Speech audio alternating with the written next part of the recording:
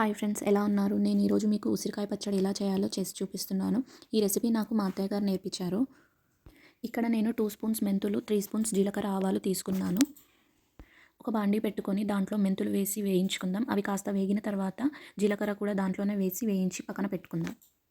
ఇక్కడ నేను 200 గ్రాముల వెల్లుల్లి తీసుకున్నాను. వీటిలో కొన్ని తాలింపుకు పెట్టుకొని వెల్లుల్లి గ్రైండ్ చేసి పెట్టుకున్నాను పేస్ట్ లాగా. ఆవాలని పచ్చిగానే పౌడర్ చేసి పెట్టుకున్నాను. మెంతులు, జీలకర్ర వేయించి పెట్టుకున్నాం కదా, వాటిని కూడా పౌడర్ చేసి పెట్టుకున్నాను. ఇక్కడ 2 కేజీల ఉసిరికాయలను తీసుకున్నాను. వీటిని ముందే మంచిగా కడిగి తుడిచి ఆరబెట్టేశాను.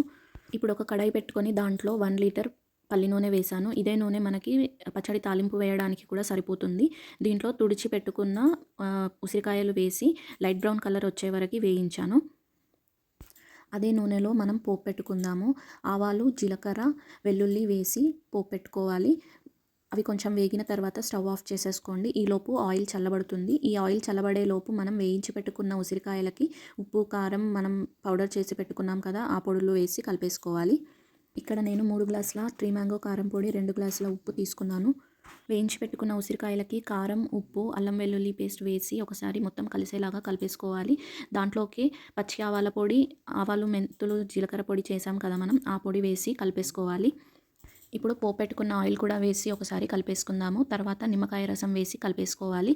నేను ఇక్కడ 10 నిమ్మకాయల రసం కలిపాను. అంతేనండి, ఉసిరికాయ పచ్చడి రెడీ అయిపోయింది. ఇప్పుడు సీజన్ కదా, ఉసిరికాయలతో ట్రై చేసి చూడండి. మీకు ఈ రెసిపీ నచ్చినట్టయితే లైక్ చేయండి. నా మరిన్ని వీడియోస్ కోసం సబ్స్క్రైబ్ చేసుకోండి. Thank you.